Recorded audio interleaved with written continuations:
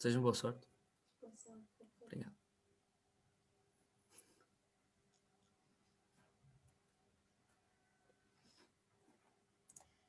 Boa noite a todos e a todas. Dou início assim a um debate promovido pela lista B, de seu nome Propinas, Precariedade e Endividamento Estudantil.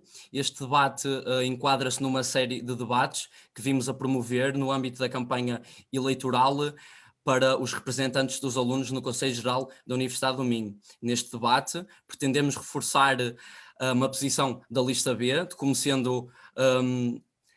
não aceitando o aumento e a manutenção da propina, que são dos maiores entraves socioeconómicos à entrada e à manutenção dos jovens no ensino superior.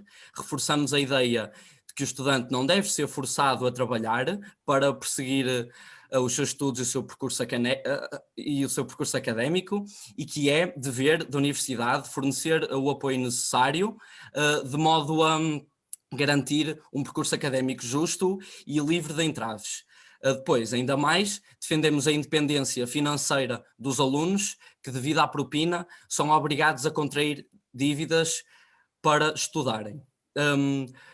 Comigo neste debate eu apresento dois candidatos dois convidados muito interessantes, sendo o primeiro o André Silva, representante do movimento na Gata da UEM, estudante do terceiro ano da licenciatura de Biologia Aplicada. Do outro lado, Paulo César Gonçalves, um ex-aluno de Estudos Culturais e da licenciatura de Línguas e Literaturas Europeias na Universidade do Minho. Dentro deste debate, pretendemos reforçar e promover aqui um espaço de conversa livre, informal, e que dê depois aos alunos a perceber que tipo de problemas é que são enfrentados na Universidade do Minho e de como é que depois uma lista que se candidata nos órgãos do Conselho Geral da Universidade poderá ser um dos mecanismos de resposta destes grandes problemas. Vou começar pelo André Silva. E André, boa noite. Boa noite. Pergunto-te o que é o movimento da Gata na UEM. Olha, Gonçalo, em primeiro lugar, quero cumprimentar o Paulo, e assim mesmo, e agradeço em nome da equipa da Gata o convite da lista B para este debate. São um assunto tão importante, não é? E que está presente no nosso dia-a-dia, que é a propina, e a sua relação com a precariedade e o endividamento estudantil. Em primeiro lugar, queria só dar uma pequena ideia da posição da Gata na UEM em relação à propina, e esta é muito clara, e vem da visão que temos de ter um ensino superior público, democrático e acessível. Não deve existir, ou seja, a propina não deve existir. É impossível num ensino superior público e acessível a todos que exista uma propina que faça com que os estudantes se sentem mas tão afetados. E estamos a falar, não é, de um dos maiores entraves à frequência do ensino superior, a par das despesas como alojamento, que perpetua uma visão, de certa forma, podemos dizer que perpetua uma visão classicista e elitista do ensino superior. E é isto mesmo que a Gata defende, é isto mesmo que a Gata está aqui a propor, é o motivo da Gata existir, é um conjunto de alunos interessados a promover este tipo de ensino superior, este ensino superior que tem que ser obrigatoriamente democrático e acessível a todos. E foi basicamente isso a criação deste movimento, e que vem a ver não só a propina, como é óbvio, e a propina é uma das nossas bandeiras, o fim da propina é apenas uma das nossas bandeiras, mas é uma das bandeiras mais importantes que nós temos aqui a defender, que é o fim da mesma. Pronto, não sei se respondi. Gonçalo, eu não estou a conseguir ouvir. Sim, pois. Respondeste muito bem, André, muito obrigado, e faço-te mais uma questão. Que tipo de problemas e de entraves e de experiências é que o movimento da Gata na UEM tomou conta que são sofridos pelos alunos, dando um bocado de ênfase à questão das propinas e da precariedade? Não sei por onde começar, vou ser muito sincero, mas queria só, antes de mais, falar um bocado da história das propinas e como é que ela surgiu. só para dar a entender mais ou menos a quem nos está a ver o porquê de nós estarmos a defender isto. Mais ou menos em 91, 92 as propinas aumentam pela primeira vez, ou melhor, são instauradas pela primeira vez com um valor anual de 6,5 €. Em 92, 93 o valor aumenta para 220 € anuais. Em 2003 vemos um aumento enorme do valor das propinas, que sobe para 852 €.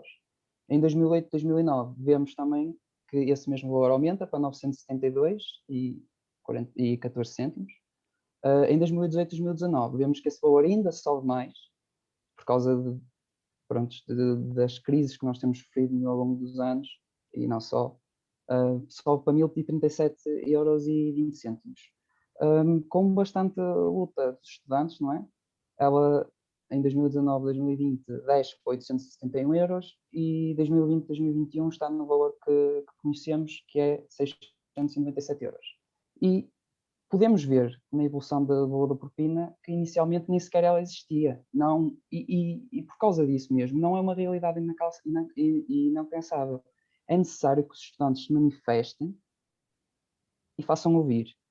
Quando foi instituída, tinha um valor irrisório, que era de 6,5 €, que foi subindo exponencialmente até atingir um valor absurdo de 1037, que a partir de 2018 e 2019, não é? Passado uns anos, e que tem vindo a descer constantemente, e acredito plenamente que vamos chegar a que não haja propina, não é? Vemos também todos os dias, para lançar aqui estes problemas que a propina está associada, vemos todos os dias os alunos a deixar a universidade por não terem condições de continuar a pagar as propinas, e não só. Obviamente que isto do valor das propinas ser como é, está tudo ligado também com problemas de residências, de alimentação, de transporte, precariedade, como nós vamos falar mais daqui para a frente, mas de facto a primeira barreira que o estudante tem mal sai do ensino secundário e ingressa no ensino superior são de facto as propinas. É a primeira barreira que eles enfrentam. E uma das coisas que a Gata sempre referiu é a importância dos estudantes reconhecerem estes problemas e saírem à rua para de facto exigirem exigirem aquilo que têm direito, não é? E não só falando das propinas, como é óbvio, aqueles problemas todos também têm de ser defendidos. Têm de ser defendidos umas melhores residências, alimentação, transportes, e etc, não é? E como prova na nossa história, quando o estudante se manifesta a sua voz e luta, de facto, luta por aquilo que tem direito e luta por aquilo que é justo, de facto a realidade muitas vezes muda, não é? Como por exemplo quando se colocou a propina em 6,5 € pela primeira vez, houve uma forte, em 92, houve uma forte contestação por parte dos estudantes. E vimos também, mais recentemente, em 2016, que foi com esses mesmos movimentos estudantis que o valor da propina também desceu. Posteriormente, com mais luta na rua, mais luta organizada na rua, esse mesmo valor diminuiu para 697 €. Ou seja, isto não é algo impossível, não é uma bandeira impossível, não é? A propina antes também não existia. Isto só prova que quando os alunos se unem para lutar por melhores condições, por uma universidade mais democrática e acessível, não é impossíveis. E só apanhando um bocado a pergunta que me fizeste, Gonçalo, para dar um exemplo mais concreto dos estudantes de trabalhadores de Sazum que, por causa da pandemia, não é, que nós estamos a ser muito afetados também pela pandemia, perderam o seu subsídio de alimentação, para além de serem pagos os 3,5 € a hora, muitas das vezes outros estudantes têm de passar por trabalhos precários para pagar as propinas. Essa mesma relação, e voltando um bocado aos Sazum, aos alunos que estão a trabalhar no Sazum, a relação com os empregados clientes entre os estudantes e os alunos da Universidade do Minho é algo que não faz sentido. Não faz sentido o aluno ser pago para o seu trabalho e depois dar à universidade para pagar a sua propina. Não faz o menor sentido. A meu ver, eu acho que isso não tem alicerces para continuar, não faz sentido sequer haver propina e não faz sentido que exista um vínculo de empregados clientes de um estudante e da universidade. E só pegando aqui também noutro assunto, que é a relação das bolsas, muitas das vezes algumas pessoas pensam que, por causa de haver essas mesmas bolsas, vai justificar o valor da propina, mas quero relembrar que o valor das mesmas não é nem perto suficiente e não cobre as despesas que o estudante tem, porque o estudante não paga só propinas, o estudante paga e várias despesas. E é necessário que essa mesma bolsa aumente para que seja possível uma verdadeira universidade para todos. É preciso haver bolsas e é preciso o fim da propina. É preciso haver um aumento das bolsas e o fim da propina. Também é uma das bandeiras da GATA, é que as bolsas aumentem para dar possibilidades aos alunos de vir estudar para a universidade, para que esses mesmos não se preocupem em pagar o que quer que seja, pagar a sua alimentação, as suas despesas mais básicas e, como é óbvio, também da parte do governo e da parte da universidade, dar melhores condições em termos de residências, não é? Prontos. Acho que também posso dar aqui mais alguns exemplos em relação aos problemas que tem sido o facto das propinas serem como são. Quero também tocar no facto de apesar das propinas do primeiro ciclo terem diminuído, deu-se nesta academia, como também em outros países, o aumento do valor dos alunos de mestrado e de doutoramento, não é? Dou exemplos do ICS e do ILCH, que passou de 871 euros para 1250, bem como alguns mais relacionados à Escola de Ciências, que eu faço parte, como o de optometria avançada, por exemplo, que passou em 1250 euros para 1375, e de construção e rentabilidade sustentáveis, que passou para, que estava em 1500 e passou para 1750, não é? A manutenção destes valores tão elevados, completamente desconectados da realidade social e da economia deste país, têm efeito manifestamente negativo e são um reflexo do desinvestimento praticado no ensino superior português, não é? Outra questão que também eu acho que o Paulo também falará mais para a frente, que é sobre o endividamento estudantil, que decorre da prática da propina. Verifica-se ultimamente, não é? Nos últimos anos, o aumento do número de estudantes a fazer créditos para financiar os seus estudos superiores, não é? Saiu em fevereiro, por exemplo, um exemplo assim, só um exemplo muito breve, uma notícia no Expresso a falar de certas linhas de crédito que desde o início deste ano letivo financiou 5,4 milhões de euros para estudos superiores. Apesar desses empréstimos com taxas baixas de juros, isto é algo que não devia de acontecer, não é o endividamento estudantil, e que está relacionado em si com a precariedade, porque muitos destes alunos têm mesmo de ir trabalhar em part-time, full-time às vezes, para conseguir pagar os seus estudos. Não faz sentido isto acontecer, não é? E isto, no fundo, é tudo um problema sistémico, que está tudo interligado. Antes disso, queria falar também sobre os alunos os alunos internacionais, que pagam valores absurdos de propinas, não é? Não faz sentido um aluno pagar um valor tão elevado de propinas para poder frequentar a universidade. Se nós queremos um ensino democrático e acessível a todos, é tanto alunos internacionais como alunos nacionais, não pode haver essa distinção. E, como eu estava a dizer há bocado, o desinvestimento no ensino superior faz com que as instituições de ensino superior, independentemente do regime jurídico que tenham, decorram a fontes de financiamento, como é para o nosso caso, a propina e outras taxas e monumentos administrativos, por exemplo. Existe uma parte significativa de alunos que têm interesse em frequentar o ensino superior, mas que, devido às despesas associadas, não fazem. Aqueles que ainda assim o decidem, assim decidem fazer, não é? Enfrentam custos muitas vezes insuportáveis e colocam-os em situações precárias ou até mesmo endividamentos que não conseguem, para não conseguir enfrentá-los. Estas situações precárias e endividamentos não podem existir numa universidade, se diz um projeto para o futuro, não faz sentido. Uhum. Muito obrigado pela tua intervenção, André. Gostamos muito de te ter ouvido. E um bocado na lógica, eu até gostei do que tu pegaste aqui, da lógica dos alunos internacionais, porque de facto vê-se agora, e mesmo nós, como lista, já reparamos que existe dentro da universidade uma lógica de que os alunos internacionais são os grandes financiadores e o foco de receita da universidade, que grande parte do bolo da receita da Universidade do Minho sai dos alunos internacionais, porque não é mentira, porque muitos alunos internacionais, porque a grande percentagem dos alunos da Universidade do Minho são alunos internacionais, em comparação às outras universidades, a Universidade do Minho recebe muitos alunos internacionais.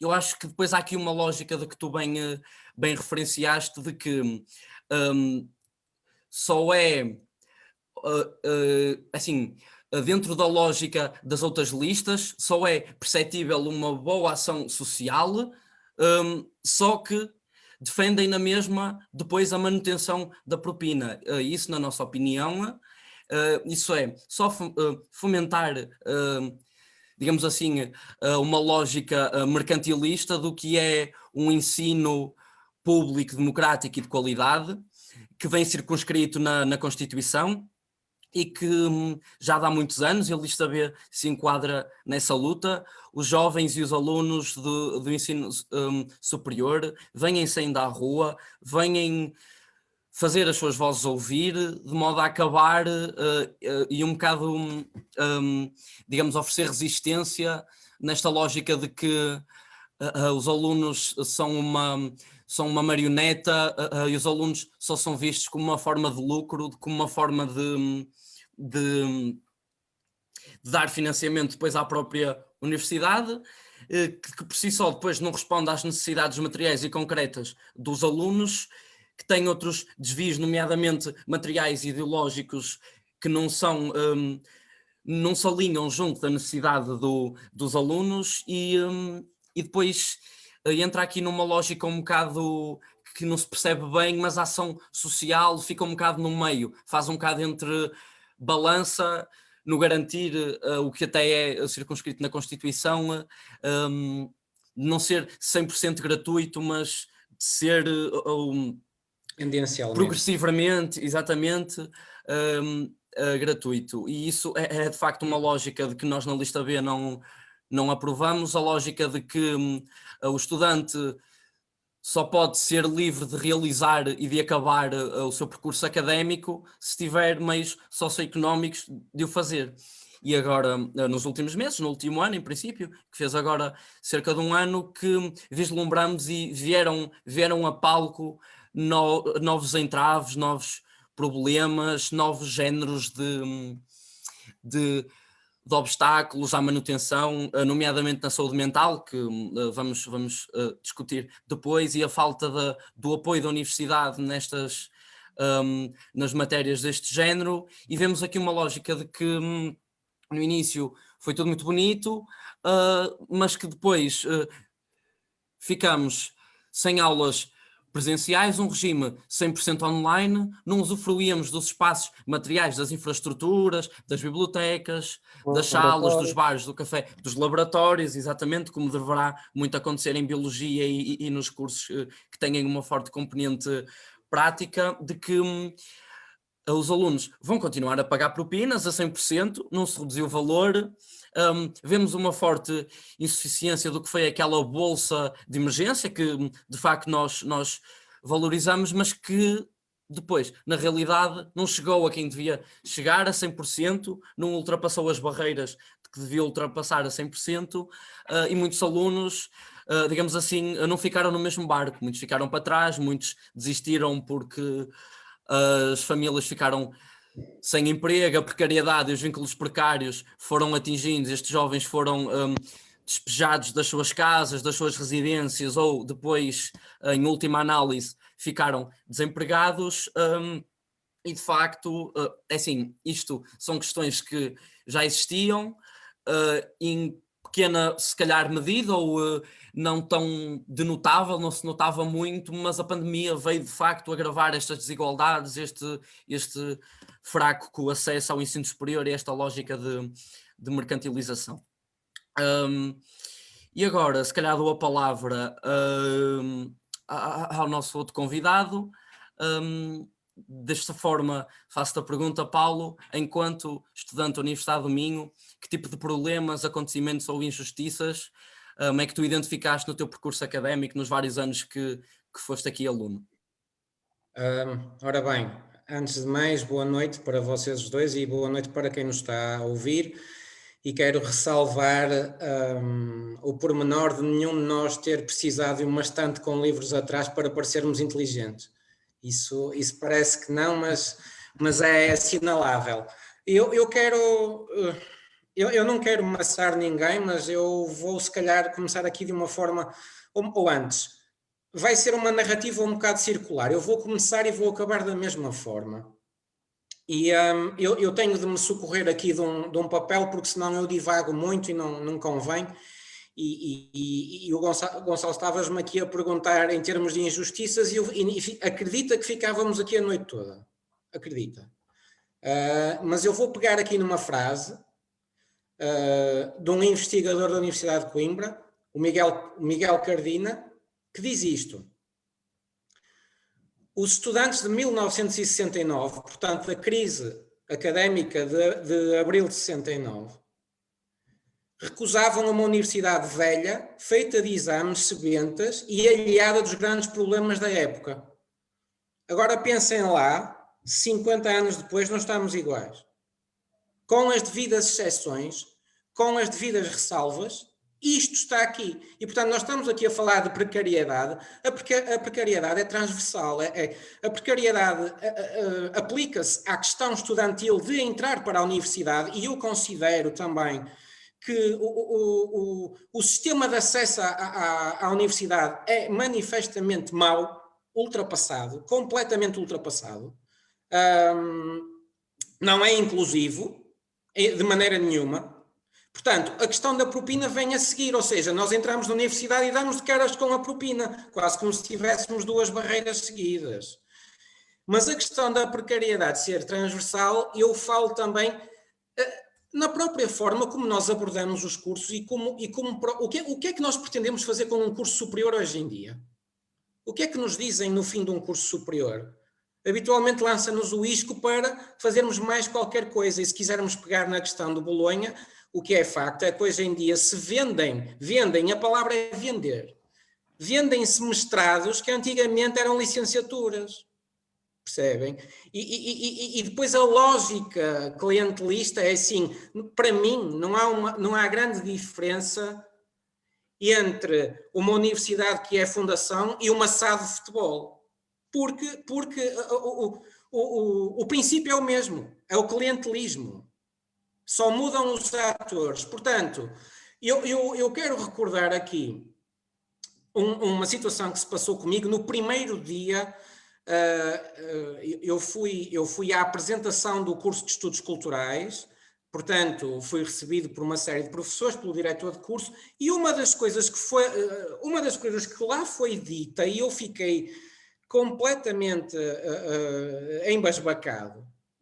Sou sincero, depois até enviei um e-mail à pessoa em questão, foi ter dito aos alunos que a propina que eles pagavam era manifestamente escassa para aquilo de que iriam usufruir. Opa, e eu pensei, é preciso ter um grau de alheamento muito grande, é preciso ser-se muito privilegiado e viver numa bolha para dizer uma coisa destas, porque essas pessoas não sabem claramente o que é a vida, o que é a vida de muita gente. As portas e as paredes escondem muita vergonha, e hoje em dia, numa sociedade claramente competitiva, neoliberal, as pessoas são levadas a esconder fraquezas. Não me venham cá com histórias, e portanto toda esta prosápia própria que nós ouvimos hoje em dia nas universidades, chavões estafados da competitividade, da retenção de talentos, do mais financiamento, do não sei o que, não sei o que mais. Isso é tudo uma lenga-lenga que não leva a lado nenhum, que serve apenas de coador social, como se houvesse alguns de nós que servissem e outros não, como se entrássemos todos numa peneira ou a entrássemos numa competição que não escolhemos, claramente não escolhemos, e pior, nós não usufruímos, e isso que fique bem claro aqui. Eu defendo os serviços públicos, acima de tudo, mas os serviços públicos não são bons só porque são públicos. Eles têm de ser bons, efetivamente, para servir as pessoas, não é? Porque é público, serve qualquer coisa. E muitas das vezes o que me quer parecer é que serve mesmo qualquer coisa, percebem? Francamente, quando se fala na questão até dos estudantes internacionais, porque é que um estudante internacional há de vir para a universidade domingo pagar 4.500 euros, ou lá quanto é que é, por um serviço que é igual também para os estudantes de cá? O que é especial a ponto de se pagar 4.500 euros? O que é que eles usufruem? Qual é o engodo que lhes venderam para eles pagarem 4.500 euros, ou lá quanto é que é? Portanto, isto aqui é uma lógica que foi claramente importada, não é? Sabemos bem de que paragens. O André falou há bocado da questão de 92, é assim, a geração de 92, 91, 92, 93, que lutou na rua, que foi conotada de geração rasca, foi a última grande geração que causou um tumulto. André, tu falaste na questão de 2016, tudo bem, mas em termos fraturantes, eles conseguiram terminar com a PGA, por exemplo.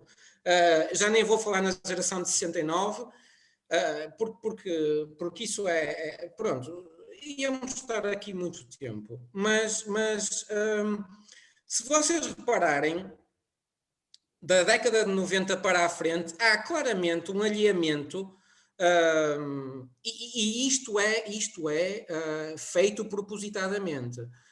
Há um alinhamento cada vez maior dos estudantes para com as problemáticas, não é? Porque há um excesso de individualismo, e vem desembocar precisamente nesta questão, na questão do aumento das propinas, na questão da deterioração dos serviços públicos. Nós hoje em dia estamos com demasiados desafios pela frente, e esta questão pandémica veio agudizá-la claramente, porque, quer dizer, vocês conseguem, mesmo a sério, mas conseguem, assim de cabeça, dizer-me uma única medida de fundo tomada pela Universidade do Minho, e eu tenho a certeza que foi quase geral, nas outras universidades também foi assim, portanto não é exclusivo da Universidade do Minho. Houve alguma medida de fundo para apoio aos estudantes? Quando eu ouvi no ano passado, eu não sei se vocês ouviram também, na altura o presidente, creio eu, do Conselho de Reitores afirmar que não havia qualquer tipo de justificação para se suspender o pagamento das propinas. Esse senhor vive em que mundo? Isto ouçam, e eu posso falar à vontade, eu não tenho qualquer tipo de problema em falar da minha situação. Ouçam, eu antes de mergulhar na questão das propinas, e há bocado falava na questão também de porquê de pagar propinas, afinal de contas, o que é que justifica nós pagarmos propinas? Se vamos por aí, o que é que justifica nós pagarmos propinas, e o que é que nós beneficiamos com o pagamento das propinas? Porque, francamente, eu não vejo. O que eu vi foi um sistema de ensino completamente obsoleto, completamente ultrapassado. Problemas do género, pedir-se uma revisão de prova, pedir-se uma revisão de exame e não termos acesso porque o professor não quer. Nós vamos ao provedor do estudante, o provedor do estudante diz que não pode fazer nada, que só pode tomar do género, faz um relatório, não é? E isto, depois também poderíamos entrar na questão e eu falei disso também com um grupo da Assembleia da República, que me disseram logo, mas isso é a autonomia das universidades, não podemos fazer nada. Pronto, mas isso é uma questão maior. sobreposição de exames, o apoucamento do Estatuto do Trabalhador Estudante e dos maiores de 23, claramente, são tratados com uma condescendência medonha. A tábua rasa do regulamento académico. Nós temos coisas no regulamento académico do género. Nós temos numa linha um direito, por exemplo, para um trabalhador estudante tem ali os direitos, e numas linhas mais à frente, esses direitos deixam de ter qualquer tipo de validade se o professor assim o decidir. E, portanto, acabei por levar com isso por tabela, porque, por exemplo, eu posso vos dizer que, sendo trabalhador estudante, trabalhador por conta própria, portanto, eu só ganho se estiver a trabalhar, portanto, eu não tinha alternativa em relação a ir às aulas ou não, porque se eu fosse às aulas deixava de trabalhar e não ganhava. Tinha essa problemática. Eu tive um professor que me disse taxativamente que se eu não fosse às aulas, que não me deixava fazer exame. Atenção, não é avaliar-me continuamente. Não me deixava fazer exame quando, no regulamento, isso está expresso. E ele passou por cima disso. Eu falei com as pessoas, falei com o diretor de curso, ele disse que não podia fazer nada. E eu tive de arranjar uma solução para aquilo. Portanto, mais desgaste ainda. Deixa-me dizer só aqui uma coisa, desculpa te Força. interromper, Paulo, mas eu acho que tu fizeste bem em colocar aqui a questão da PGA, da Prova Geral de Alunos, ou assim uma coisa do género. Prova Geral de Acesso. De acesso, que acho que vigorou entre 89 e 93, se não estou em erro, e na altura, de facto, foi um dos grandes entraves no acesso dos alunos e dos jovens que tinham menos bases socioeconómicas, porque na altura aquilo era um exame de cultura geral e a maior parte das pessoas, depois de sair de 50 anos de ditadura, não tinham muita cultura geral, não era... Sim. Deixa-me só dizer-te uma coisa. Tu falaste nessa questão, ainda bem que falaste, porque senão eu ia esquecer-me. Para mim isto é tudo muito claro. E porque falaste na questão da PGA e da cultura geral, etc, etc. Se eu tenho acesso a um livro, e vou dar, isto é uma metáfora, se eu tenho acesso a um livro, não pode haver uma razão válida para que todas as outras pessoas não tenham acesso a esses livros também, desde que o queiram. E isto é válido para uma universidade. E é válido para o que quer que seja, em termos de direitos. Claro, nenhum aluno deveria ser deixado para trás em termos de bibliografia, que é perfeitamente mas normal. Mas em livros, é em tudo. Desde que as pessoas o queiram, não pode haver, de maneira nenhuma, algo que as limite a esse ponto. Portanto, o André falou há bocado da questão de ingressar na universidade. Claramente é um investimento brutíssimo, brutal, para muitas famílias que se endividam, famílias que fazem sacrifícios só porque os filhos querem ir para a universidade, porque ainda há muito aquela ideia de que a universidade vai permitir-lhes ter uma vida boa. E isso também é outro lado da precariedade, porque há muito engodo. Eu gostava de colocar um bocado essa questão. Não há. Sim. E nessa questão das feiras, dos fóruns e das feiras de emprego que tu falaste, sim, que de facto seria e é preponderante existir uma dinamização do mercado do emprego e de como se vê muito por parte da universidade e fóruns, feiras, etc. Só que ficam um bocado escondidos atrás da cortina do futuro, isso não é agora, isso... fazes o curso, vês que tipo de saídas é que tens na tua área, só que depois escondem-te se calhar um bocado o que é o mundo do mercado laboral, da precariedade, dos baixos salários, dos horários desregulados. Força. Muitos dos alunos também de determinados cursos, eu como sou da área das humanísticas e trabalho com teatro e por aí fora, eu vejo muito a lógica da precariedade logo implementada na universidade, porque os professores empurram, os professores, e quem diz os professores diz outros agentes, atenção, não é uma questão de serem os professores, mas empurra-se para uma lógica de precariedade do género, vocês se forem trabalhar nisto, podem mostrar serviço, é para o vosso portfólio. Não é assim, pagam às pessoas e acabou, porque aquela gente que ali está a ganhar dinheiro, pá. E francamente, isto para um autor, imaginem o seguinte, nós vamos apresentar um livro a uma biblioteca escolar e de repente alguém ali que está a trabalhar ali, um professor bibliotecário, ou quer que seja, lança-nos uma... Isso já me aconteceu, lançarem-me um desafio de género, olha, não quero escrever um espetáculo de teatro para o fim do ano, mas a custo zero. Eu olho, desculpe lá, mas o senhor está aqui a trabalhar, ou a senhora está aqui a trabalhar,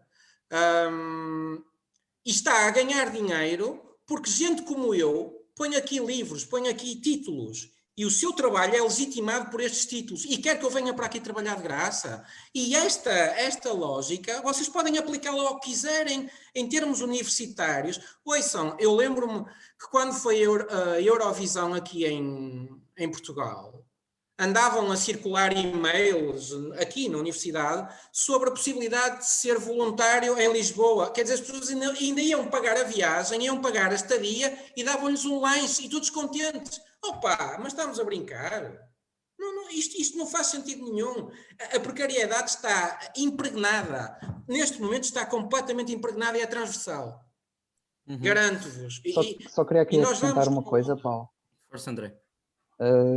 Como estavas a dizer também, da precariedade, não é?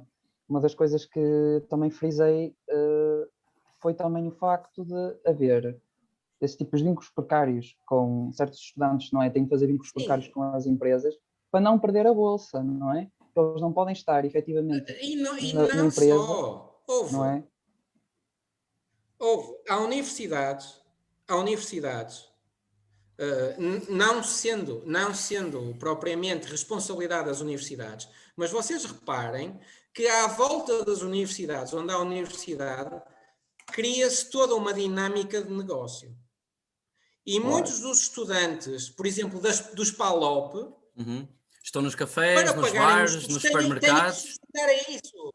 Percebem? Vocês viram há coisa de ano e qualquer coisa, aquela situação que se passou em Bragança com aquele jovem cabo-verdiano. Percebem? Há toda uma estrutura a legitimar o trabalho precário em torno, percebem? E isto é... As pessoas nem pensam. Sim, depois eu já ouvi muitas vezes uma lógica de que isto depois vai ser a vida do aluno, e um aluno universitário precisa de ficar das 8 às 5 em aulas online, em laboratórios que não têm os equipamentos, e até já nos fez chegar, e o André, não é? Pronto, vê isto por ser aluno de Biologia, de Ciências e noutras áreas, de precisarem de pagar luvas, de precisarem de pagar batas, os alunos de artes que têm uma necessidade de material muito maior do que muitos outros alunos precisam de comprar as pincéis. Sim. O curso de artes gráficas foi anunciado com grande pompa e eles têm falta de tudo. Agora, digam-me uma coisa, onde é que está, vocês veem o dinheiro? Vocês veem o dinheiro que a universidade gera investido no que os alunos em melhorias para os estudantes? Não veem. Claro. Não veem. É uma estrutura pesada, é uma estrutura monocórdica e é uma estrutura que se alimenta a ela própria. Percebem? Esta é a lógica de quem está à frente de uma universidade, de uma administração, do que lhe queiram chamar. Neste momento, os alunos e os funcionários são o elo mais fraco. E reparem que no Conselho Geral quer dizer 20 e não sei quantos mil alunos, 4 vagas. Até um órgão externo tem 6 pessoas. Tem 6 pessoas externas e só tem 4 alunos e um funcionário. Isto é uma brincadeira. Isto parece uma brincadeira do género, os alunos estão aqui, mas nós nem sequer confiamos neles para decidir o que quer que seja. Ok, dizem assim umas coisas engraçadas, mas no fundo quem decide somos nós. E pronto, e é isto, é a subalternização do aluno por completo. Isto, eu não tenho qualquer tipo de dúvida em relação a essa situação do que é o ensino superior hoje em dia. Deixa-me só fazer uma questão, desculpa, é para o André. A questão vem do Nuno Ricardo e ele pergunta: o financiamento das universidades via propina não transformará o ensino superior num produto ou numa mera prestação de serviços? Peço desculpa, Gonçalo, podes repetir a pergunta? Sim, posso repetir a pergunta. O financiamento das universidades via propina não transformará o ensino superior num produto ou numa mera prestação de serviços? Bem, eu só para responder assim muito rápido essa pergunta, para não divagar muito, a resposta é obviamente que a propina em si, o ensino, sendo ele democrático e de qualidade para todos os alunos, não podemos estar a relacionar essa mesma prestação de serviços, não é? O aluno que quer ir para a universidade, sai do ensino superior, sai do ensino secundário, peço desculpa, quer ir para a universidade, quer ir tirar um curso que lhe dê maior formação, que lhe construa, que lhe dê bases para seguir profissionalmente na sua vida, não pode haver um vínculo como o Nuno acabou de referir, entre uma universidade pública e um aluno, não é? Não faz o mínimo sentido. E só para pegar na pergunta do Nuno e colocar aqui algumas coisas que também foi ditas por ti, Gonçalo, e por Paulo, sobre algumas questões dos estudantes serem cada vez mais puxados a uma espécie de competitividade tóxica e de quem chegará mais rápido e com melhores notas e com melhores trabalhos Que é uma ilusão completa. melhor. Exatamente, e eu acho que, de certa forma, isso também vem a mascarar o que é verdadeiramente os problemas dos estudantes, não é? Os estudantes ficam tão concentrados nesse tipo de atividade, nesse tipo de competitividade tóxica, não é? Que já não conseguem ver os isso é um problemas alinhamento reais propositado. Exatamente. E com este vínculo de como se fosse um serviço, de certa forma, pode causar problemas gravíssimos ao que é um ensino superior público. Sim, Isto mas pode já causar está. problemas gravíssimos sociais e que já estão, Já obviamente estão. que já As estão convulsões estão aí. Acreditem que as na convulsões sociedade. estão aí. Sim, e eu Exato, gostava de exato. dizer, se calhar, mais uma coisa, que eu acho que, pronto, como o André disse, desta lógica de competitividade, eu acho que se sente muito uma diferença entre entrar no ensino superior e depois, 1 ou 2 anos depois do ensino superior. Eu acho que no início o que nos vendem e o que se calhar nos aparentam é de que existe um grande glamour no que é o ensino superior, que ninguém fica para trás, vamos avançar. Só que depois, ao fim de 1 ou 2 anos, os alunos, e mais nos setores, numas disciplinas até e em áreas científicas do que outros, saem numa lógica de ser sempre melhor do que o outro. Tipo, vem-se na perspectiva de Sim, é sempre contra o outro. eu não preciso de ser É o um melhor contra o de mim outro. mesmo, basta ser melhor do que o meu colega de carteira, melhor Sim, do que o terceiro melhor da turma, o que tem mais houve. notas. E acho que se gera aqui uma mentalidade e depois a vida e o futuro, acho que E é baseiam-se muito completamente nisto e nos dias ilusória. de hoje é É perfeitamente ilusório, completamente porque ilusória. Porque eu costumo dizer que implementou-se esta historinha de que, opa, isto do mérito, o mérito também é outra noção completamente falaciosa. Não existe mérito individual, existe mérito em grupo. As pessoas trabalham umas com as outras e umas para as outras. Exatamente. E é escusado entrarmos nesta dinâmica de que em vez de vivermos uns com os outros, vivemos uns contra os outros. Nós na comunidade, no curso de Biologia e no caso da comunidade científica, por exemplo, dizemos sempre que o que é descoberto nunca é individual, é sempre uma equipa, sempre um Sempre. grupo. É continuista. Exatamente. É continuista. Opa, tudo o resto é uma questão de ego, percebem? E nem é uma questão de ego, porque as pessoas têm sem muito boa conta ou acham que têm muita confiança, que são presumidas. Não, é uma questão mesmo de fraquezas. É uma questão para esconder fraquezas de ego, querem encher-se com aquilo. Opa, eu sou sincero, essa questão das notas é uma ilusão completa, completa. E a história mostrou-nos uma e outra vez que é mesmo assim. Agora as pessoas podem escolher o seu caminho, porque é assim, como é óbvio, para alguns é muito mais fácil, sei lá, desculpem lá o termo, mas é muito mais fácil ser marrão para alguns, porque é aqueles o caminho deles e é o caminho mais confortável, mas para outras pessoas não é. E o que é preciso é que se saiba que há muitos caminhos para o mesmo fim e as pessoas têm de saber qual é o caminho que lhes é mais confortável. E têm de ter alguém, já que há uma universidade e há um ensino, que as auxilie a encontrar esse caminho, não é deixá-las para trás nem a erguer barreiras. É tal questão outra vez do livro. Se eu tenho um livro, se eu tenho acesso ao livro, também quero que os outros tenham. Têm de ter os mesmos direitos do que eu. Não há nenhuma razão válida para não terem. Sim, eu acho que pronto, foram aqui erguidas e debatidas questões importantes e eu faço uma pergunta depois ao André.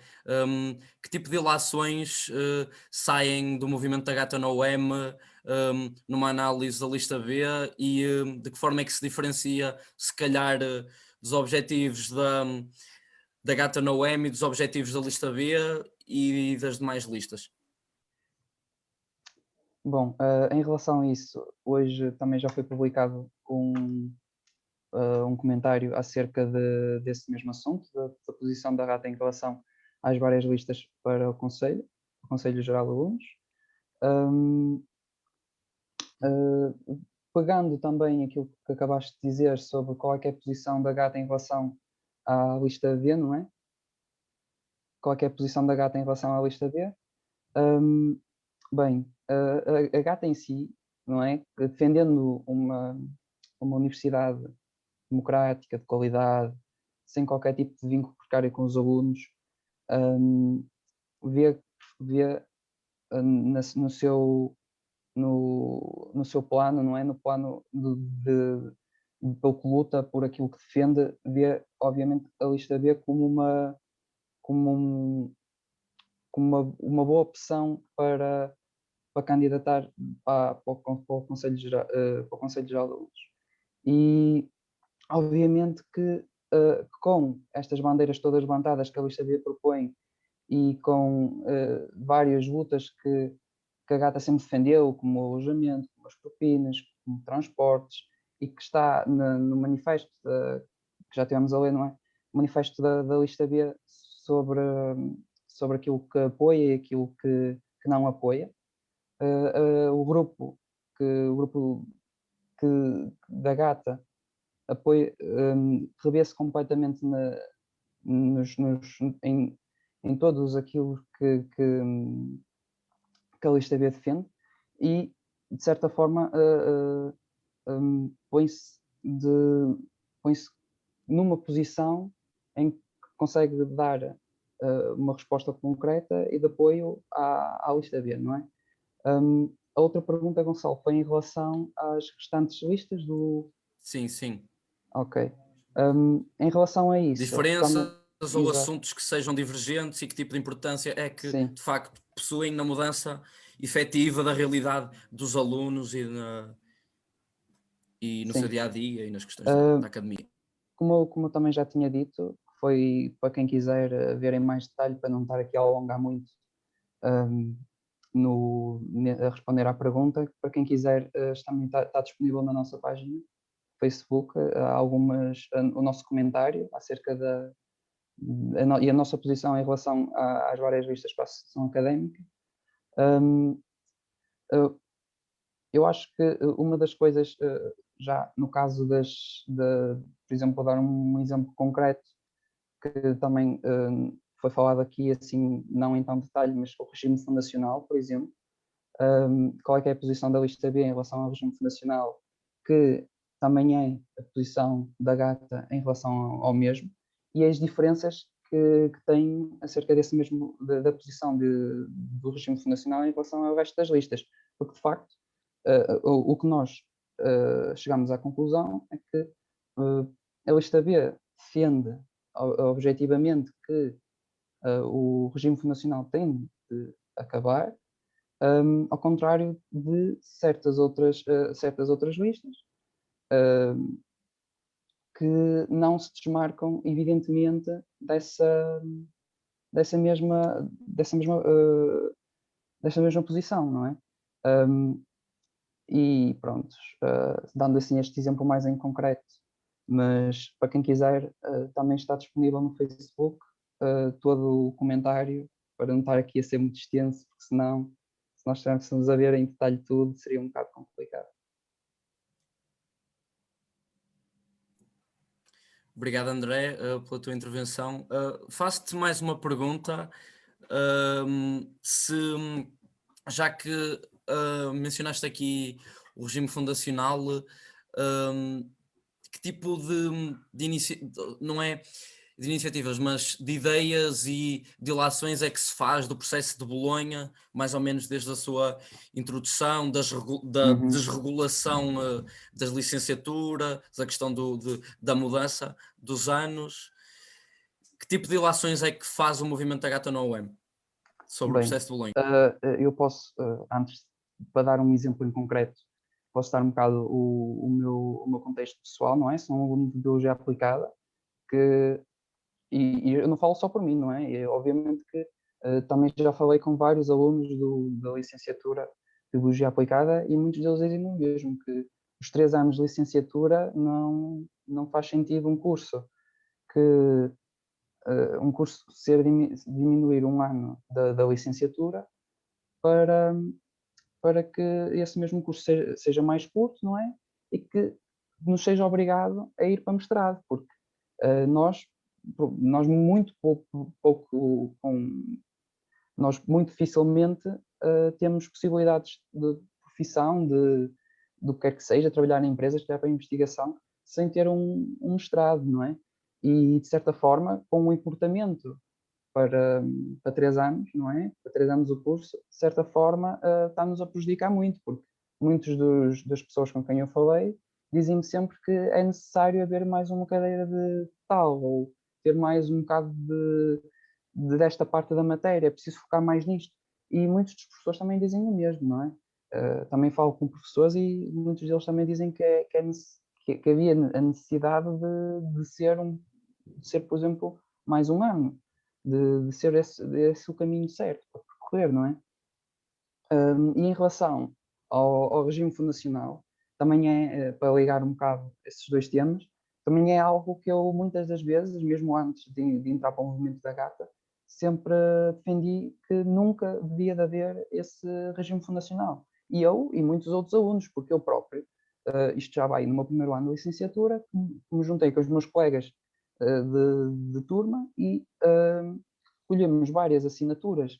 Na altura foi bastantes assinaturas, digo mesmo centenas de assinaturas, para que se melhorasse, entre outras coisas, não é?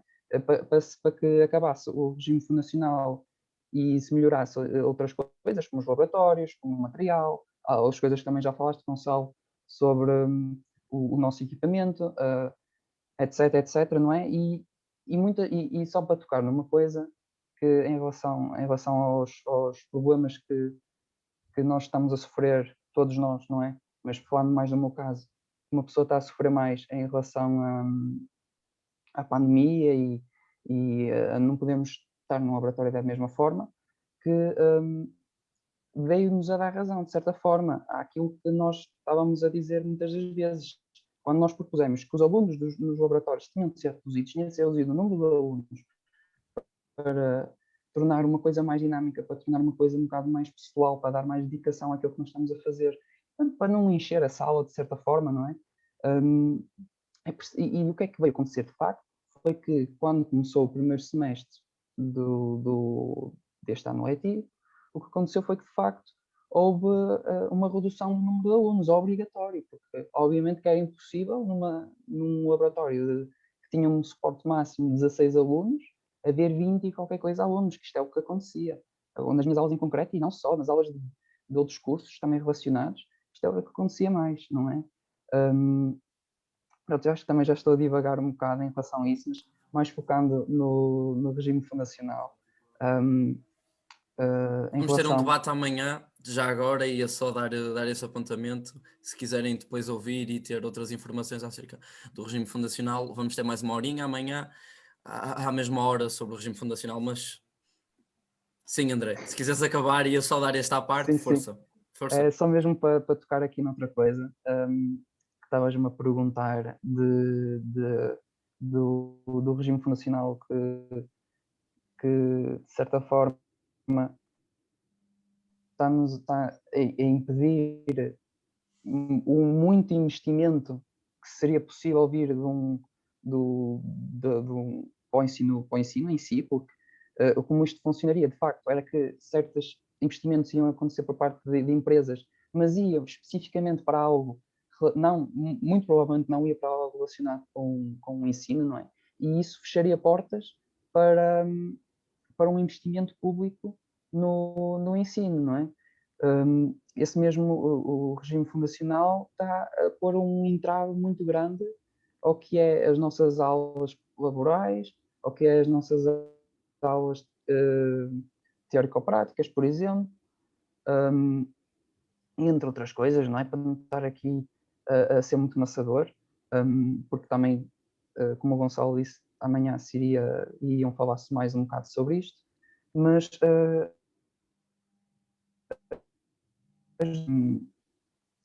ambas apontam para certas coisas que estão abusivamente erradas no nosso ensino, não é? Uhum. No caso do processo de Bolonha, que reduziu o nosso e não só reduziu, não é? Porque nós também temos de ver que a acumulação, não é? De matéria, ou seja, houve uma compressão daquilo que nós estávamos a dar antes em 3 anos.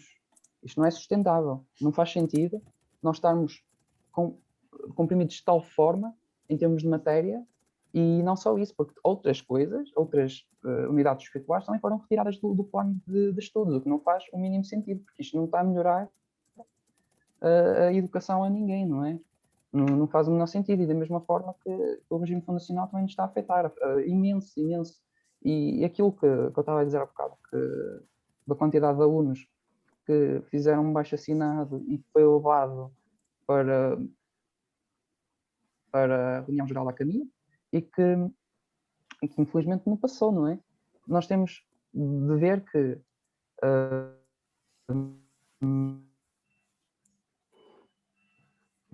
Não te conseguimos ouvir muito bem, André. por a minha internet, peço desculpa. Pois, acho que já estabilizou Estão a agora. ouvir? Sim, força, podes continuar. Ok. Não sei em que parte é que cortou. 5 segundos, tanto. Estás a ouvir, Gonçalo? Estou. Ok. Prontos. Aquilo que eu estava a dizer em relação aos estudantes é que uma grande quantidade de alunos exigiu melhorias na qualidade de ensino. Especificamente, é que eu estou a dar o exemplo da minha parte, mas obviamente tanto a Gata fala de muitas outras coisas, não é? Exemplos concretos, aquilo que eu estou a dizer é um exemplo concreto. Existem outros tantos problemas relacionados ao processo de Bolonha e ao regime fundacional, não é? Especificamente, quando existe certas unidades curriculares que são colocadas por empresas para seu benefício, não é? Nós estamos literalmente a mercantilizar o ensino. faz sentido, não é? Não faz sentido. Deixa-me só retomar aqui um bocado a ideia da propina, não é? Porque fugimos Sim. e felizmente que fugimos é porque isto dá muito pano para mangas, e é um debate, como o Paulo disse no início, muito circular. Isto relaciona-se, estas óticas, estas formas de estar na universidade, estas formas de perspectivar depois o aluno. Eu acho que, retomando um bocado depois a coisa da propina, o regime fundacional veio desresponsabilizar o Estado da sua função de assegurar um serviço de educação no ensino superior, e depois o financiamento veio por parte de órgãos de fora, que serão debatidos amanhã, certamente, no debate do regime fundacional, mas depois o que se coloca muito aqui em causa é que os alunos receberam depois a grande fatia e o grande encargo e depois o peso nos nossos ombros, em que devemos ser nós a pagar o que depois o Estado não quis intervir e não quis assegurar, o que é um direito que está circunscrito na Constituição e que de momento não está a ser cumprido. Eu acho que o que falta muito aqui não é só numa lógica ideológica, se calhar de perspectivar isto como um serviço que de facto deve ser público, porque deve, mas na materialização da lei fundamental do país, já data de há 50 anos, mas tem muita atualidade, e que eu acho que o que nos eleva num patamar de legitimização da luta do fim da propina é que no documento maior do nosso país, de facto, defende um ensino público, superior, democrático e gratuito. E é um bocado essa lógica de que não está bem a ser cumprida, mas acho que nós aqui neste debate ficamos bem a perceber que tipo de futuro é que se prevê, que tipo de ideias é que de facto são execuíveis, porque não disse aqui no início, mas o Conselho Geral possui uma forma e o poder legislativo de acabar com a propina dentro da universidade. Não precisa de ser um decreto-lei do governo, não precisa de ser uma lei da Assembleia da República, não precisa de ser, basta ser dentro da universidade. Possuímos o poder legislativo de o fazer dentro da universidade, de retirar o encargo dos alunos debilitados, sejam estes ricos ou pobres, de pagar uma educação de que devia ser gratuita e de acesso universal, e que de momento não o é. E acho que dos debates que foram ontem realizados, o debate das mulheres e os que se seguem até domingo, uma das grandes bandeiras da lista B seria de facto o fim da propina, porque de momento é, digamos assim, muito inconcebível, e acho que não é, muitos alunos percebem, e eu acho, e não só hoje nas ações de contacto que temos erguido juntos dos alunos, juntos dos estudantes, e que certamente já o movimento da Gata da UEM o fez, mas muito mais do que agora, que temos uma propina menor do que tínhamos há 5 anos atrás, em 2015, 2016, os alunos agora percebem de que há 5 anos eram 1.097 €, não estou em erro, assim um valor mais ou menos aproximado. Se hoje é 697, porque é que depois no próximo ano não pode ser menos? Eu acho que darmos um passo de cada vez, não acabando já este ano, o que seria muito bom, e uma grande vitória dos alunos na generalidade. Eu acho que se continuarmos este caminho de luta, acho que de facto vai ser execuível, e é de facto execuível. E um bocado retomando a ótica da precariedade,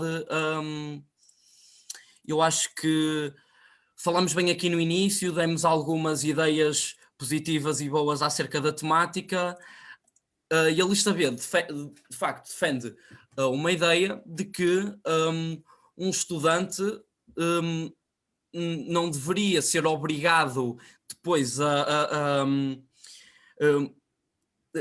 ser estudante, deveria ser, se fosse a sua opção, 100% do seu tempo, que devia dedicar o seu tempo aos estudos, de modo à sua autorrealização, de modo ao desenvolvimento da sociedade, de modo ao desenvolvimento da ciência, que tem sido muito menosprezado, como vemos agora. Olha, dou o exemplo agora da questão das vacinas, que se fala muito, e isto é uma forma de perspectivar depois o ensino, de que se insere na lógica de mercantilizada de como já discutimos aqui. E depois, mesmo além da propina, nós vemos agora uma série de taxas e emolumentos que têm sido erguidas, é uma barreira muito grande. Eu dou um exemplo, depois de acabarmos uma licenciatura ou um ciclo de estudos, seja ele o que for, os alunos são obrigados a ir aos serviços académicos e dar mais 20 ou 25 euros, de modo a terem um certificado de que já gastaram 70 euros em cada mês. Pronto, 23 já gastaram depois ao longo dos últimos anos, viram o dinheiro a precisar, chegam ao fim, depois de acabarem o curso, depois de darem o litro nos últimos exames, depois de se realizarem dentro dos possíveis, chega-lhes mais um terminal multibanco de mais 23 euros, de modo a poder ser feliz e depois usufruir de tudo que a licenciatura e o ciclo de estudos lhes dá. Eu agora gostava de colocar se calhar mais uma questão ao Paulo sobre, assim muito breve se calhar, sobre o processo de Bolonha, já que foi um aluno que foi aluno Sim. no período de transição do processo de Bolonha, que se iniciou em 2006, salvo erro. Sim. Que tipo de ideias é que tem a dar? Que tipo de perspectivas é que presenciaste? Eu vou apanhar um bocado o texto do André logo lá no início, quando ele disse que em 2003 que a propina aumentou exponencialmente. Eu apanhei isso, estava na UTAD. A minha passagem pela UTAD daria claramente outra noite só a falar, porque, enfim. Mas adiante. Não quero que pensem que eu é que sou problemático. Eu sei que envio aqueles e-mails um bocado incendiários, mas eu digo sempre aquilo que penso. São outras questões. Portanto, eu considero que o processo de Bolonha, ou seja, o começo com o processo de Bolonha e depois com a questão do regime fundacional são uma espécie de desumanização dos estudantes. Em que os estudantes são claramente uma parte menor, mas ainda assim fulcral para um determinado fim, um fim de alguém, não é? De alguém que pode, que manda, que fazem parte da roda de uma engrenagem, ou se lhe quiserem chamar, o óleo da engrenagem, não é? E portanto, eu olho para a questão do processo de Bolonha, que foi um processo, eu acho que foi mal conduzido, e eu tenho de referir que até, por um lado, nos cursos de letras, eu senti, porque eu frequentei um bacharelato e uma licenciatura ainda no anterior regime, e eu sentia que as disciplinas se repetiam com nomes diferentes. Portanto, é um bocado ao contrário daquilo que o André disse. Eu acredito que nas ciências seja diferente. Acredito mesmo. Habitualmente as ciências são muito mais práticas e são até desprovidas um bocado daquela questão mais egotística. Eu sinto um bocado isso nas letras. Portanto, eu apanhei e eu recordo-me que na altura havia uns cursos, não é? Havia aí uns 3 ou 4 cursos de letras, de línguas, que foram todos mesclados num só, a que se chamou Línguas e Literaturas Europeias, e aquilo ficou muito confuso, mesmo em termos de equivalências. Eu sei que houve pessoas que perderam, se calhar houve outras pessoas que ganharam. As pessoas não sabiam muito bem também, porque atiraram-nos quase como uma bomba para o colo e agora arranjem uma solução para isto. O que me parece é que, lendo os princípios do tratado, do regime de Bolonha, não é? Que um estudante é tratado como, é um objeto, é uma tábua rasa. Eles assumem que um estudante é uma tábua rasa. Isso é impensável. E há um bocado o seguimento, claramente, da ideologia neoliberal. Desculpem estar outra vez a falar nisto, mas é claramente uma metáfora para tudo isto. E vamos entrar... Lá está. O regime fundacional, eu sei que é para amanhã, mas a quem é que isto serve? Não é claramente aos estudantes, porque vocês não veem grandes melhorias nas vossas condições. Em que é que o dinheiro é investido? É numa plataforma como a Respondos? É isso? São isso as melhorias? Isso ainda está por responder também. Responder. Isso ainda está por saber como é que essa situação vai ficar, em que é que ficou, é que não vale muito a pena dizer nós estamos atentos, mas estamos atentos a quê? É preciso saber o que é que se fez. Fizeram-se perguntas, quais foram as perguntas? Queremos saber as respostas e queremos também saber as perguntas. Isto é só um exemplo. E agora, avançando, eu se calhar... Vou falar um bocado da minha experiência pessoal, porque acho que é importante e eu não tenho qualquer problema em colocar tudo em cima da mesa. Portanto, eu inscrevi-me, depois de Bolonha, eu deixei passar uns anos e inscrevi-me no curso de Línguas e Literaturas Europeias, mas com a ressalva de que só o poderia fazer com o Estatuto de Trabalhador Estudante. Porque eu trabalho por conta própria, eu tenho um negócio, eu tenho funcionários, tenho de lá estar, eu só ganho se lá estiver, não é? E, portanto, eu só poderia frequentar o curso com o Estatuto, e foi para isso, portanto, que eu requeri o Estatuto de Trabalhador Estudante. Na altura, agora faz tudo eletronicamente, mas na altura ainda os serviços académicos eram em baixo. Não eram em baixo, eram lá atrás. Eu fui requerer e o que acontece é que o meu pedido foi indeferido. E o meu pedido chegou indeferido já depois de ter terminado a época para se poder anular a matrícula. E também para anular a matrícula é outra dificuldade, porque as opções são muito truncadas, são poucas. Ou seja, eu fui obrigado a frequentar um ano, ou melhor, a ficar matriculado num ano que eu não frequentei, que não podia frequentar. Sem Estatuto de Trabalhador Estudante, não tinha como, não me deixavam ir a exames, etc, etc, etc, etc. Acontece que eu nunca mais pensei no assunto. Passados 7 anos eu sou notificado para pagar as propinas, tentei explicar a situação novamente, não aconteceu nada, tive de entrar num acordo com a universidade para pagar aquilo. Acontece que eu tenho de pagar as propinas que estão para trás e tenho de pagar as propinas que estão a acontecer neste momento. E tenho... O meu trabalho, na altura, estava muitíssimo complicado, porque acontecem sempre imprevistos, e nesse ano, por acaso, aconteceu um imprevisto, e eu, se calhar, inscrevi-me em 2017, estou a falar de 2017, inscrevi-me num ano que se calhar não deveria ter inscrito, mas eu também achava que isto tinha de acabar e, é o que é.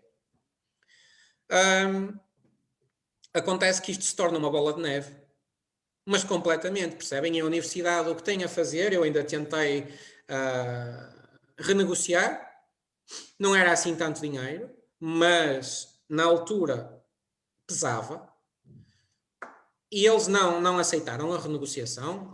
Tudo bem, mas mandaram imediatamente o processo para o Serviço da Autoridade Tributária e Finanças. As finanças notificaram com ameaça de penhoras e uma série de situações e eu tive de pagar juros e, portanto, eu de uma propina que eram de 1.000 euros, ou lá o que era, 1.060, paguei 1.600 euros. E depois vêm as propinas do ano seguinte e nós não saímos desta bola. Nós não saímos desta bola. Isto é come-nos por dentro. Agora imaginem o que é terminar um curso em que eu, durante 3 anos, não tive acesso ao portal académico, não tive acesso à época de exames, à época especial. Supostamente, um trabalhador estudante tem acesso à época especial. Eu não tive. Não me podia inscrever.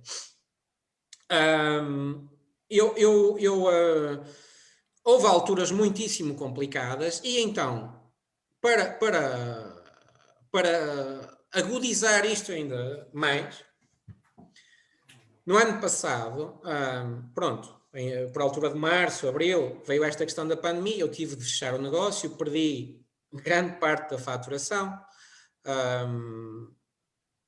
perdi a minha casa, tive um problema enorme com o meu carro, tive um acidente do qual não tive responsabilidade, mas de qualquer das formas, como a outra parte não assumiu a responsabilidade, que remédio tive eu em pagá-lo.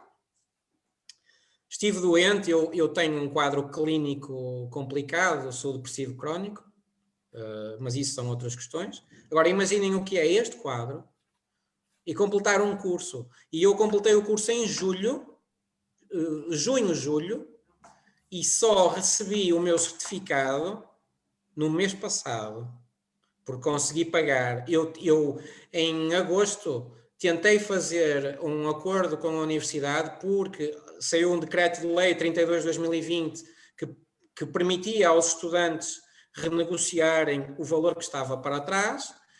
A universidade entendeu que eu não tinha condições para renegociar o valor, mas só me fez saber isso ontem. Eu até vos posso mostrar, eu tenho aqui, recebi uma carta, esta carta é do dia 5 de maio, e eu recebo uma carta a informar-me, está assinada pelo reitor, que eu não tenho condições de aceder o plano de regularização não é aplicável a quem tenha incumprido anteriores planos prestacionais. Ou seja, a pandemia e tudo o que isto causou não iria afetar também os outros planos prestacionais? Uhum. Então, eu tive de ter tive de fazer um esforço enorme anímico para conseguir ultrapassar esta questão. Eu tive ajuda de várias pessoas, e o que é facto é que eu tenho o meu certificado desde o dia 4 de fevereiro e estes senhores mandam-me uma carta no dia 5 de março a dizer que eu não tenho direito a renegociar as propinas e as propinas já estão pagas. Isto é ridículo. Não tenho outra palavra. Isto é ridículo. E volto outra vez à questão do início, que eu falei na questão circular. Os estudantes de 1969 recusavam uma universidade velha, feita de exames, sebentas e aliado dos grandes problemas da época. Isto é estar aliado do grande problema que estamos a viver. A pandemia é o grande problema da nossa época. E esta gente está completamente aliada numa bolha que eles não sabem o que é que está a passar e há muita coisa que fica escondida dentro das paredes. E garanto-vos que eu se calhar não sou a melhor pessoa, mas a crise está aí à porta. Isto não é nada. E, portanto, se nós vamos continuar a alimentar uma ideia de universidade que é um negócio, que é a tal prestação de serviço que se falava há pouco, então esperam-se tempos muito difíceis para a universidade. E se calhar este é um tempo em que a luta tem realmente de ir para a rua. E os estudantes têm essa força, têm de ter outra vez a consciência, que também foi isso que Bolonha nos tirou-nos a consciência. Da década de 90 para a frente foi tirando a consciência, foi tirando, sei lá, o tomar partido, o lutar, o ter de lutar por alguma coisa. Nós somos eu sou da geração de 80, mas eu sinto que a minha geração se calhar é a primeira que não teve lutar por nada, teve tudo de mão dada. As grandes conquistas fizeram os outros antes de nós. As nossas conquistas temos de as depois fazer essa lógica também. ainda é muito reforçada de que já possuímos tudo agora, que só nos vamos lutar e reivindicar o que se calhar já foi adquirido e que se calhar nem vale muito a pena, mas de facto Não, há de facto há é que o sempre futuro é novas. construído agora, né? O futuro é feito hoje. Assim, se não for o nosso futuro a curto prazo, será o futuro dos alunos daqui a uns anos, o futuro de sobrinhos, Sim, dos nossos filhos, e esse futuro acho que se constrói pegamos, agora, e é pelo movimento estudantil que ele de facto se materializa e que de facto acontece, e acho que nenhum destes avanços e do progresso na luta por uma escola digna e uma universidade digna, eu acho que não caem do céu. Eu acho que só chuva é que cai do céu, o resto é luta. Já ouvi alguém a dizer. E acho que se enquadra muito nesta lógica, e é muito preciso os alunos ganharem a noção de que têm o futuro nas suas mãos e que é preciso tomar partido das condições que não, mas têm e da... vocês reparem que eu sei que já falei 2 vezes na geração de 69, mas a geração de 69 era uma geração, em relação à esmagadora maioria do país, era uma geração privilegiada, estava lá dentro, mas eles preocupavam-se não só com eles, mas com os outros. Eles queriam uma universidade aberta, inclusiva. Uhum, Portanto, opa, nós hoje em dia, claramente, temos uma placa giratória, se calhar, de abrangência maior, mas tendo em conta o nosso progresso, ou aquilo que deveríamos ter enquanto progresso, deveria ser muito maior. Muito uhum. maior. Acho que Sim. pecámos por defeito, claramente. Deixa-me só aqui ressalvar, e acho que já nos estamos a demorar um bocado, mas acho que foi uma conversa bastante produtiva. Tivemos aqui cerca de 1h20 e acho que foi de facto muito interessante.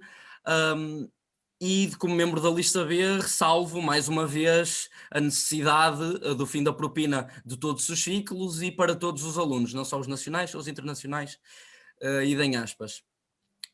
E de como não só resposta da redução da propina, a necessidade de uma maior e mais eficaz ação social escolar, e estas ideias já estão no nosso manifesto. Será possível os que estão a ver lá em casa de consultarem o manifesto e de terem acesso depois a outras ideias.